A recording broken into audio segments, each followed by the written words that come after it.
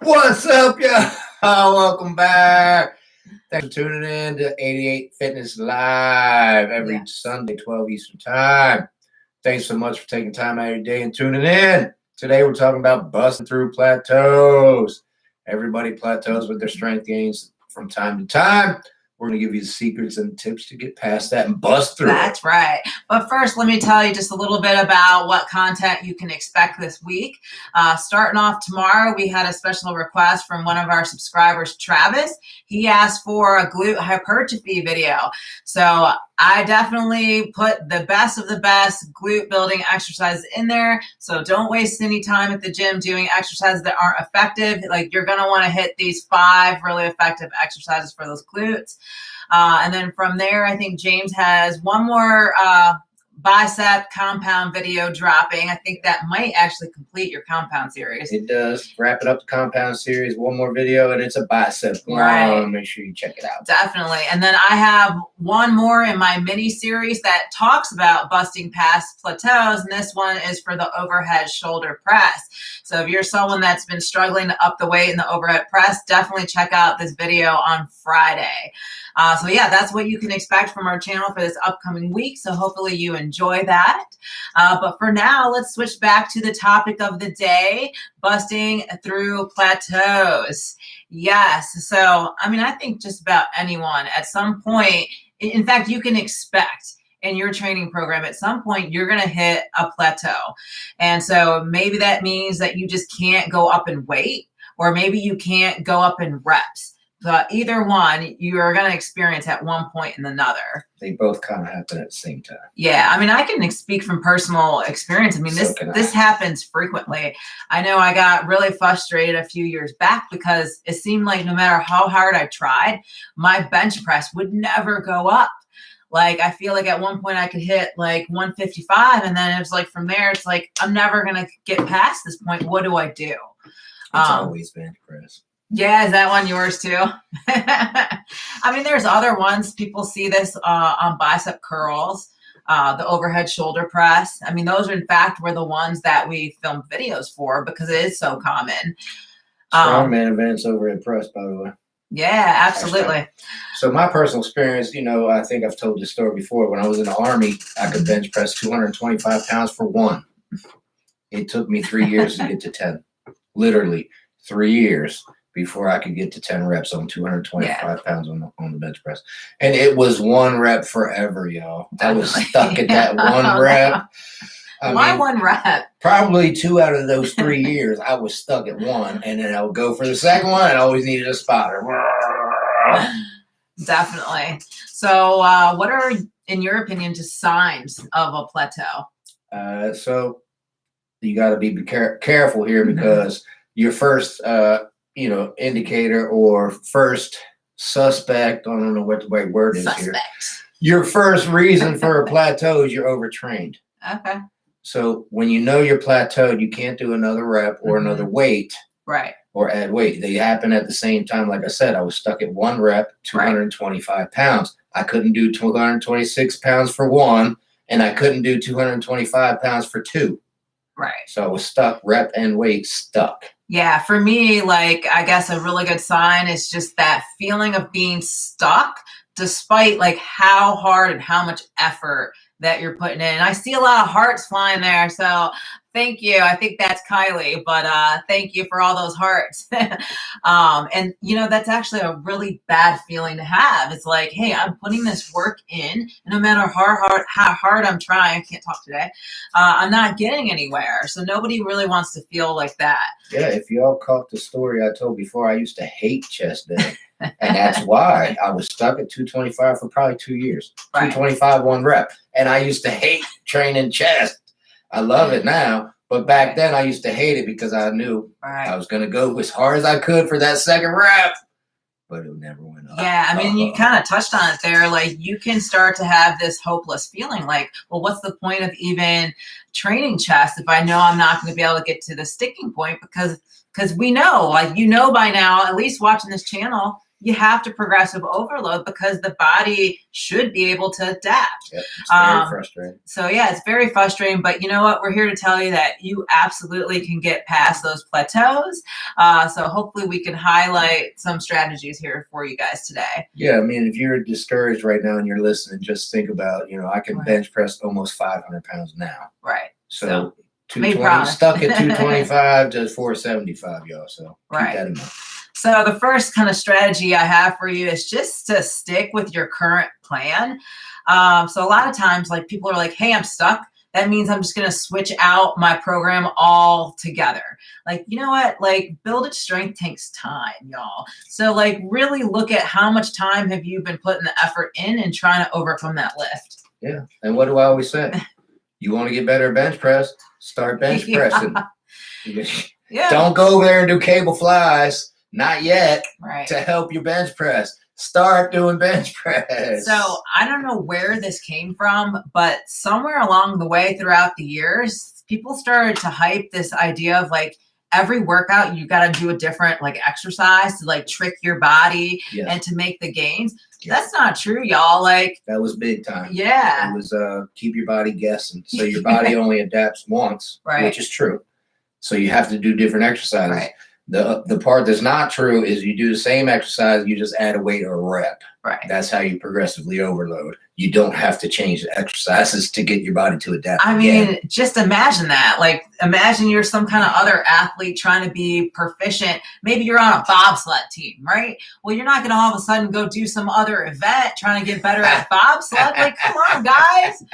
That's a weird analogy, but I don't know. It just popped in my head. But yeah, you definitely want to be consistent and keep going with that. So stick to your plan. Like, make sure you're putting the patience in there that you need to. And it takes time. It takes time. It's not going to happen fast. Yeah, I think just being impatient can lead to that premature program switch out, and definitely you don't want to do that. So keep that in mind, y'all. And believe me, I've been through it. Camille's been through it. Yeah. You want it. You want it bad. Just keep grinding. You will get it. Another strategy is to target your weakness.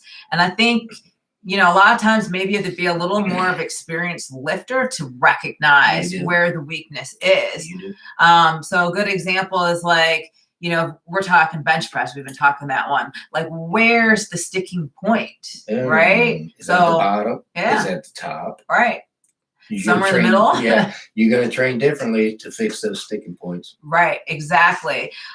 So definitely take a look. And if you're not sure, like, call a buddy or a friend over. Usually they can spot it as like a third-party observer, seeing like where the struggle point is, or have them spot you, and then they'll know like where they have to like use a little more effort to spot you.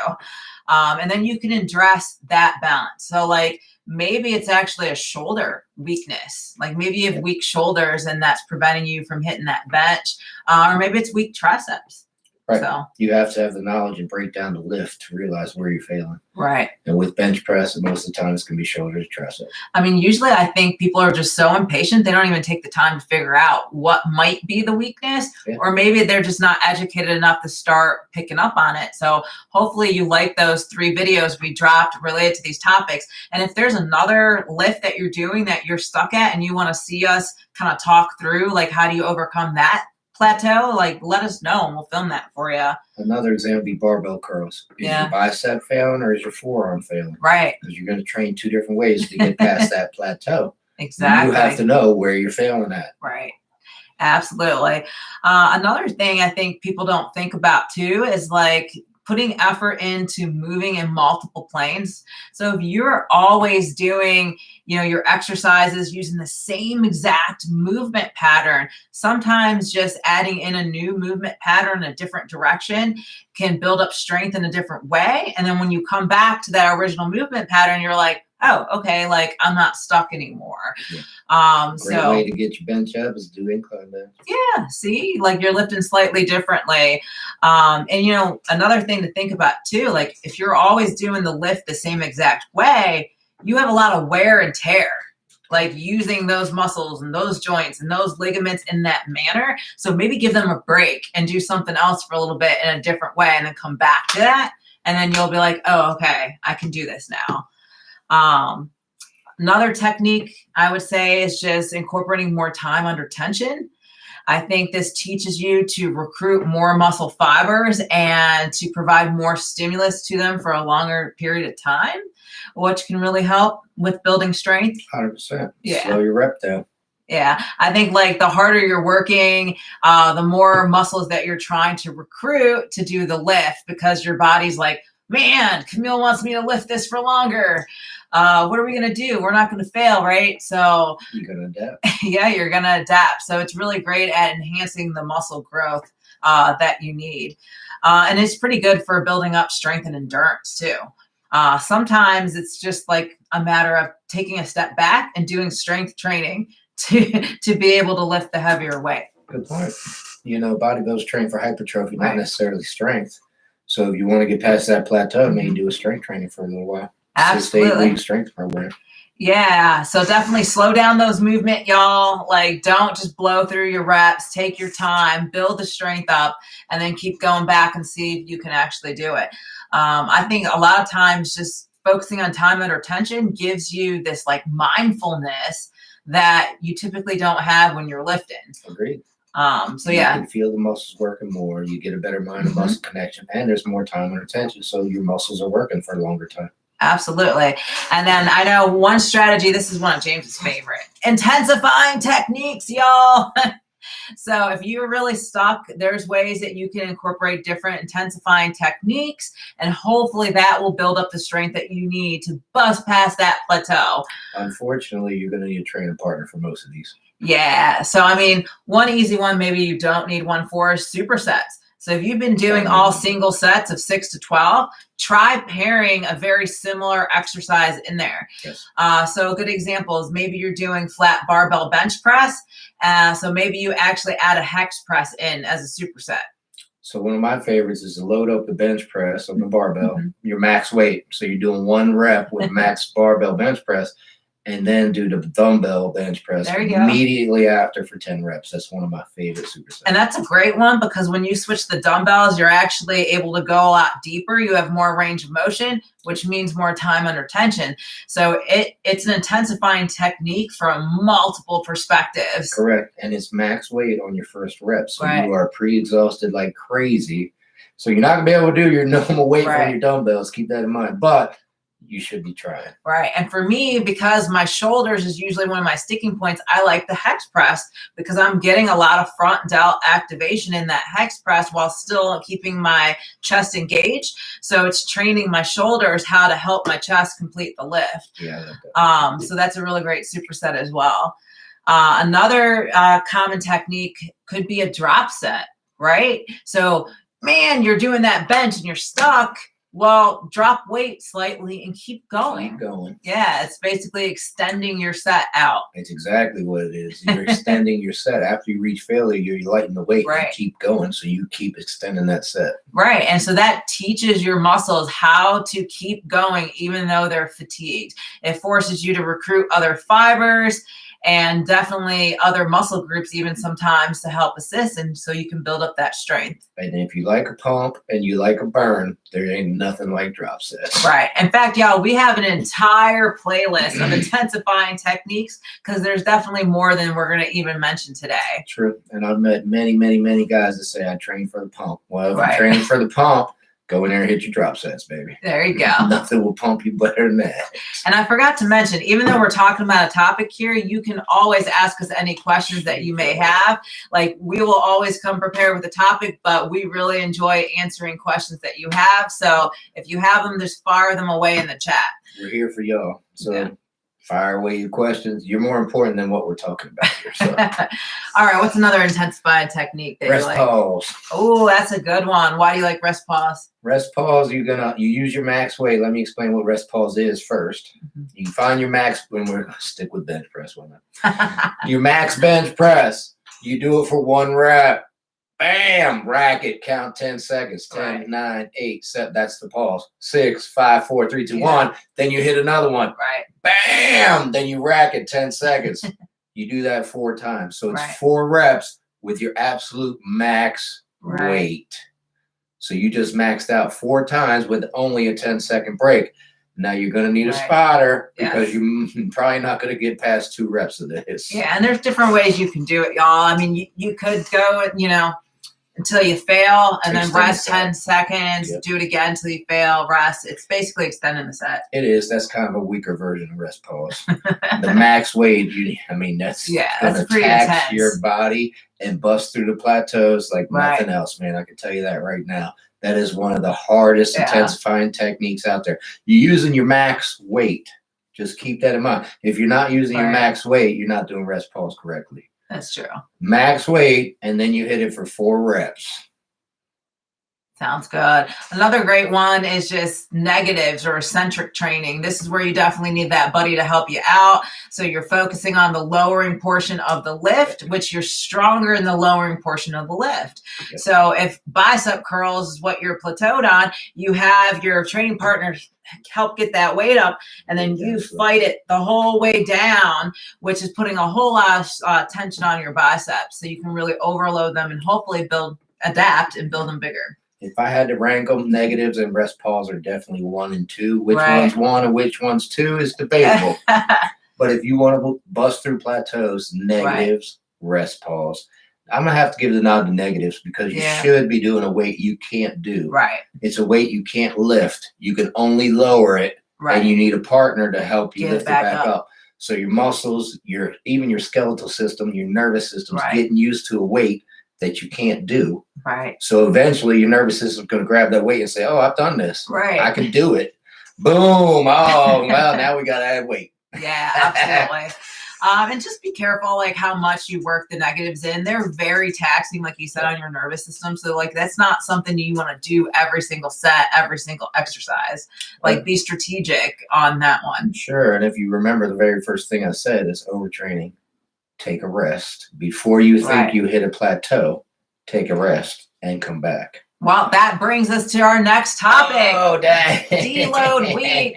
So, yeah, I mean, recovery is important, especially if we're trying to adapt and build stronger muscles. Like at some point you need to allow your body time to deload and kind of recover from that accumulated fatigue. Yeah. Like, and you guys might not think about it. You might be like, okay, I trained arms, so my biceps are fatigued. But the next day you're out there training your chest or whatever, and then your chest is fatigued, and it kind of compounds over time. And that can lead to overtraining. And even though like true overtraining is probably rare unless you're really beating yourself up, it can happen. So it can definitely happen. I mean, you have to not have a clue what you're doing if you do this, but you train bench press, do negatives, do rest pause, and then come back the next day and try to max out. Guess what? You're not even going to be close to your max weight. You're beat up, you're sore. Right. Let your body recover. You're only as good as what you recover from. If you're not recovering, you're not getting stronger. You're not busting through plateaus. Trust, it's not going to happen. Right. I know how hard it is to rest, believe me. But rest and recover. Definitely. I mean, and definitely sleep is a big part of that too. Like you want to make sure you're getting enough sleep.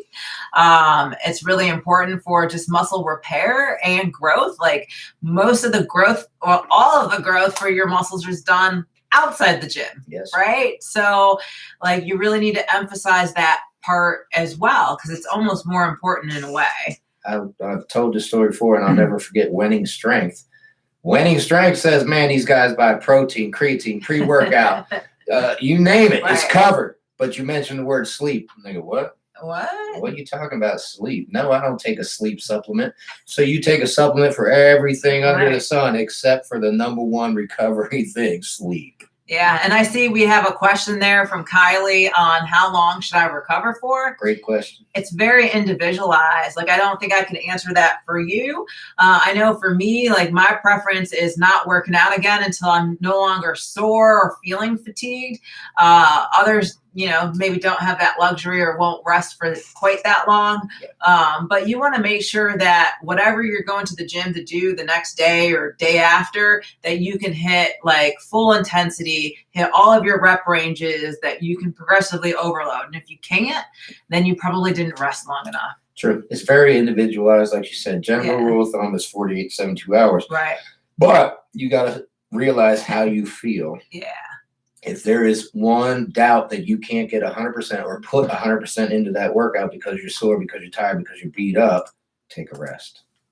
Come back the next day when you're 100% and you can put 100% into that workout. You're never going to bust through a plateau not giving 100%. So just keep that in mind. And that's where pretty much where I draw the line. And you have to keep in mind, bigger muscles will fatigue you more. They will tax you more. So legs are going to tax you a heck of a lot more than shoulder day. Oh, yeah. So I can do shoulder day, arm day, chest day, back day, pretty much without taking a rest. Leg day, I got to take a rest the next day. We actually call it leg day hangover. Yeah. That's how bad it is. Because the next day you're just like, I feel like I got just hit by a ton of bricks or something. Yes. And if you're doing leg day correctly, you know exactly what we're talking about. You don't even want to get off the couch. If you have stairs in your house, you're like, forget those stairs. I'm staying on one floor, whatever it is. I'm staying on that floor. Because it hurts. That's when I'm like, hey, James, can you carry up the laundry basket from downstairs? Because there's no way I'm moving. Yeah. But yeah, that's a good one. And even, chest and back is even bigger muscles. Right. So you can train arms and shoulders a lot more often than you can chest, back, or legs. That's a good point. That's a good point. Keep that in mind. And you're going to overtrain quicker with the bigger muscles as well. So keep that in mind. Absolutely. All right. Another tip just for you guys is to do more mobility work. And so this is probably something people don't think about, but if you can't properly move and you're trying to hit full range of motion, well, then that's going to be compromised and you're not going to properly be able to engage the right muscles, the right ligaments, the right tendons. Like you need to be able to be elastic and stretch and do all of these things during these lifts. So if you're like stiff and rigid out there, well, of course, you're not going to be able to get past that plateau. It's probably something that you need to work on. And I know I'm personally like guilty of this. Like I hate mobility work. I really do, y'all.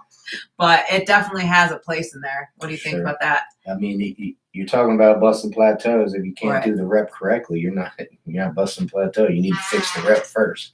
I see this a lot on squats. A lot of people don't go deep enough on their squats. Right. You got to have full range of motion if you want to get it, baby. I mean, there's all sorts of stuff. I mean, there could be muscle imbalances. There could be, compensations. I know, like, you just mentioned the squat. Like sometimes I can feel it in the squat. When I'm deep in the hole, I feel a hip shift. Yep. Like I all of a sudden shift my weight to one hip, trying to compensate. And so that right there tells me I need to do mobility work.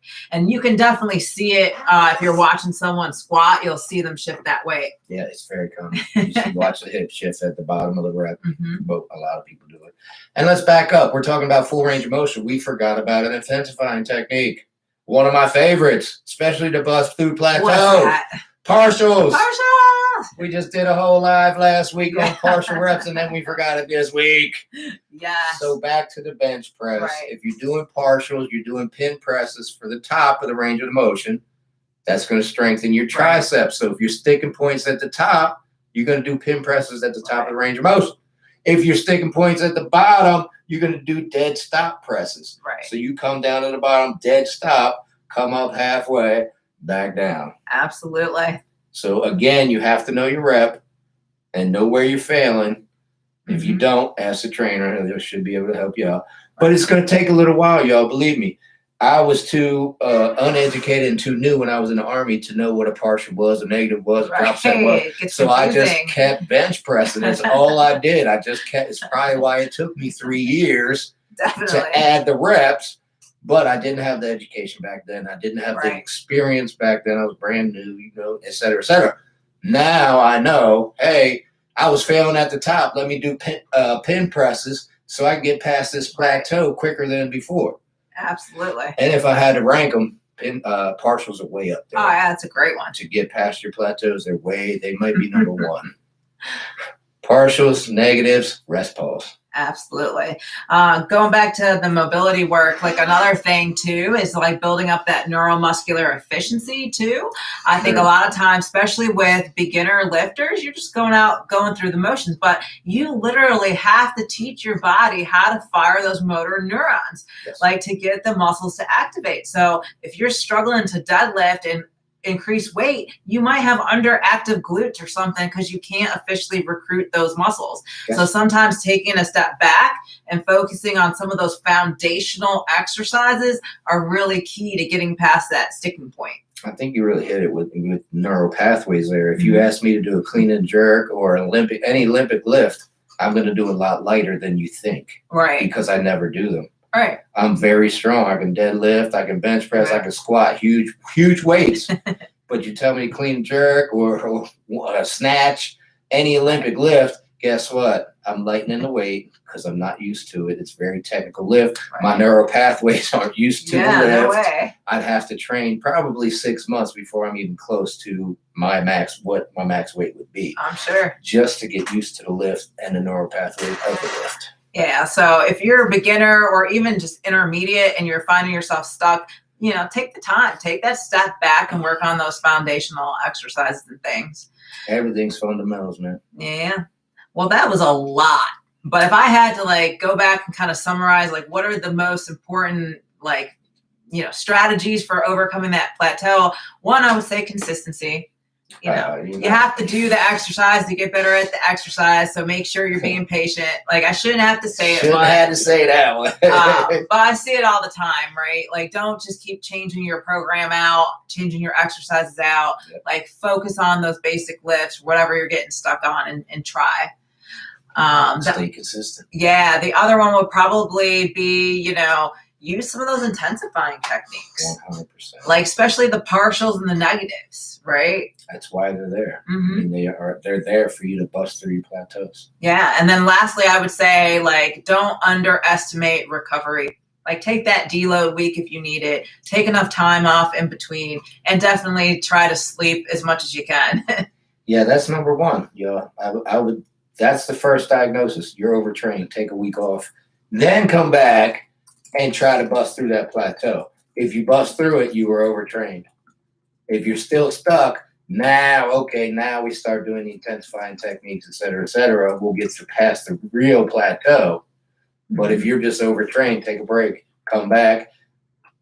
9 times out of 10, you can do that weight. Absolutely.